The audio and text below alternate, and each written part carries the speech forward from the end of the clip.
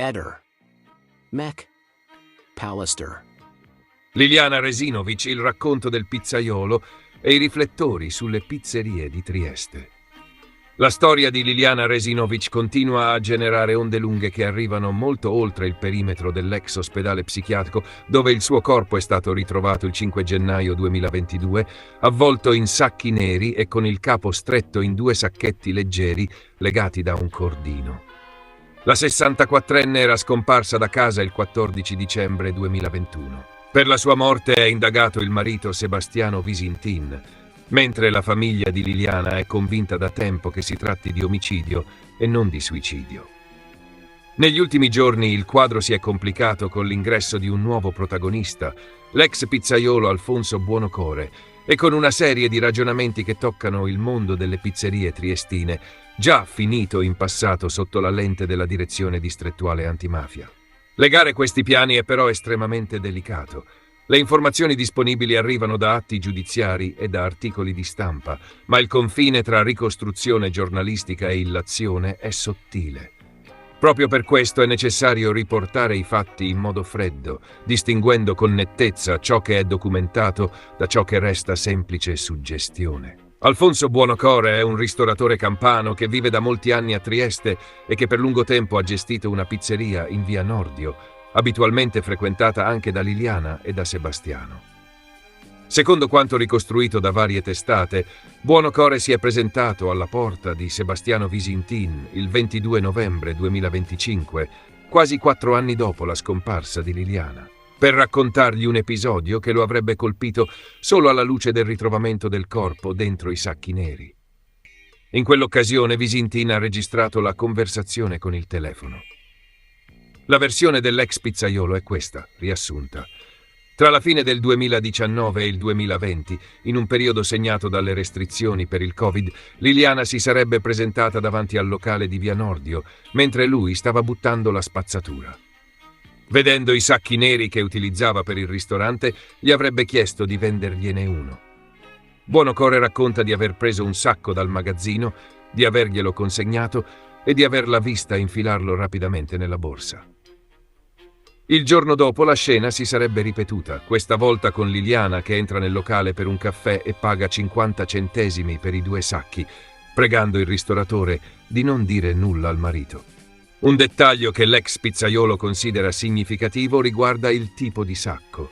Non si tratterebbe dei comuni sacchi arrotolati che si trovano al supermercato, ma di buste più spesse vendute ripiegate, acquistate da una ditta della zona di Grado. Buonocore afferma di conservare ancora alcuni sacchi provenienti dallo stesso lotto e di averli mostrati ai giornalisti. Spetterà eventualmente agli inquirenti decidere se effettuare confronti tecnici con i sacchi recuperati sul corpo di Liliana. Resta la grande domanda sulla tempistica, cioè perché parlare solo ora. A questa obiezione, riportata in più interviste, Buonocore risponde dicendo che all'epoca un amico carabiniere lo avrebbe invitato a non immischiarsi nella vicenda e a tenersene alla larga. Solo dopo aver visto rinnovarsi l'attenzione mediatica sul caso, avrebbe deciso di rompere gli indugi e di recarsi da Visintin. Se da un lato il racconto del ristoratore sembra avvicinare il gesto di Liliana alla dinamica del ritrovamento, dall'altro apre numerosi interrogativi. Il primo riguarda il tempo trascorso. Liliana chiede i sacchi tra fine 2019 e 2020, ma sparisce un anno dopo. Inoltre, gli accertamenti tecnico-scientifici sui sacchi trovati sul cadavere non hanno evidenziato impronte digitali di Liliana e le dimensioni degli involucri sono state oggetto di discussione tra consulenti e investigatori. Le difese della famiglia Resinovic sottolineano da tempo che il vero punto nevralgico non sono i sacchi in sé, ma il cordino che teneva insieme i sacchetti posti sul capo. Su quel reperto fu individuato un profilo genetico maschile che non appartiene né a Sebastiano né ai principali soggetti coinvolti nell'indagine. Il fratello di Liliana, Sergio, e il suo legale Nicodemo Gentile ritengono che quel cordino resti il nodo fondamentale da sciogliere per comprendere la dinamica della morte. Proprio per questo, l'irruzione in scena di un testimone che dopo anni tira fuori una storia legata ai sacchi è stata accolta con estrema diffidenza. Sergio Resinovic ha annunciato di aver dato mandato al suo avvocato per querelare Buonocore. definendo pubblicamente la vicenda una farsa e parlando di un tentativo di inquinare il quadro probatorio. In precedenza aveva già preannunciato azioni legali contro il tecnico della sala autoptica che si era attribuito la responsabilità di una lesione vertebrale osservata durante l'esame sul corpo della sorella. In questo clima si colloca il dibattito sul peso da attribuire alla testimonianza dell'ex pizzaiolo. Alcuni commentatori la leggono come un elemento potenzialmente compatibile con la tesi di un gesto volontario di Liliana, altri come l'ennesima tessera già deformata da ricordi sfuocati, interessi personali e pressione mediatica. L'unica certezza è che saranno i magistrati a decidere se convocare Buonocore in forma ufficiale e quanto spazio dare al suo racconto nel fascicolo sull'omicidio. Nel frattempo, l'attenzione dell'opinione pubblica si è spostata anche sul passato e sul presente del locale di Via Nordio. Buonocore viene indicato come ex titolare della pizzeria dove Liliana e Sebastiano erano clienti abituali. Oggi quel locale è sotto una nuova gestione e ha cambiato nome, inserendosi in un altro circuito di ristorazione cittadino. Questo passaggio ha fatto incrociare il caso Resinovic con una vicenda giudiziaria che a Trieste ha avuto risonanza già anni fa. Un'inchiesta della Direzione Distrettuale Antimafia ha infatti riguardato una serie di pizzerie molto note in città, tra cui il Peperino e il Marinato, riconducibili all'imprenditore Pietro Savarese. L'ipotesi degli inquirenti era che in quel circuito potessero essere transitati capitali legati alla criminalità organizzata campana.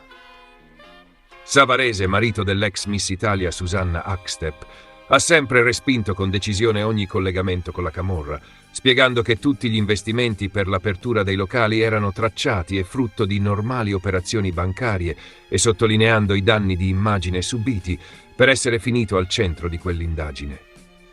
I resoconti di stampa ricordano che le ipotesi investigative ruotavano intorno a un vecchio prestito che il padre dell'imprenditore avrebbe ricevuto negli anni 90 da un collaboratore di giustizia. Prestito che, secondo la procura, andava verificato nei suoi possibili riflessi sulle attività avviate poi dal figlio nel nord-est. Anche in quel caso gli articoli insistono sulla necessità di usare il condizionale e di non confondere piste investigative con verità giudiziarie, poiché le verifiche su conti correnti e flussi bancari non hanno portato a dimostrare finora un collegamento certo tra le attività di ristorazione e proventi mafiosi. È importante chiarire un punto. Il fatto che un locale abbia cambiato gestione e che la nuova denominazione rientri in una catena di pizzerie toccata in passato da un'indagine per riciclaggio non significa che chi gestiva quel locale in precedenza né chi lo gestisce oggi sia automaticamente coinvolto o responsabile. Sono passaggi societari che spesso avvengono in modo lecito e che diventano sensibili solo quando entrano in collisione con procedimenti penali. Ogni generalizzazione è non solo impropria, ma potenzialmente diffamatoria. In parallelo, la circolazione compulsiva di documenti giudiziari in rete ha riportato alla ribalta un altro tema spinoso. In una recente sentenza della Corte di Cassazione, relativa a un sequestro di somme di denaro ritenute provento di traffico di stupefacenti, originato da un procedimento del Tribunale di Pordenone, compare un soggetto indicato solo con il cognome Visintin. La decisione riguarda un contesto completamente diverso dal caso Resinovic e il dispositivo non offre elementi identificativi sufficienti per collegare quella persona a figure note del giallo di Trieste. Il rischio però è evidente. Un cognome comune, un sequestro di denaro di importo ritenuto significativo, la tentazione di sovrapporre quella vicenda a ricostruzioni mediatiche che raccontano di somme di denaro transitate in famiglia dopo la scomparsa di Liliana. È proprio qui che il lavoro di chi informa deve farsi più rigoroso. Un'analogia numerica o un'omonimia non bastano mai per costruire un collegamento. Senza dati anagrafici coincidenti, senza riferimenti chiari a fatti e persone, qualsiasi salto logico rischia di trasformarsi in un'accusa priva di fondamento.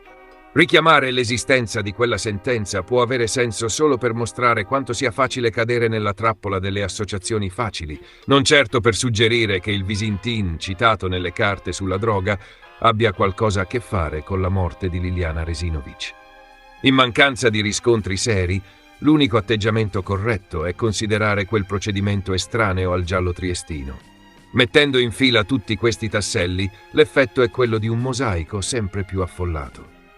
Da un lato c'è il cuore dell'inchiesta, cioè la ricostruzione di che cosa sia accaduto a Liliana tra l'uscita di casa e il ritrovamento del corpo, con l'ombra di un cordino rimasto senza autore e di sacchi neri privi di impronte. Dall'altro si muove una costellazione di figure periferiche. L'ex pizzaiolo che racconta di 2 sacchi consegnati anni prima e che ora si trova esposto a una querela annunciata. Il circuito delle pizzerie triestine, che in passato ha incrociato le verifiche della direzione distrettuale antimafia, con un imprenditore che rivendica la propria totale estraneità alla camorra. Le carte della Cassazione che, lette senza contesto, rischiano di alimentare cortocircuiti sugli omonimi.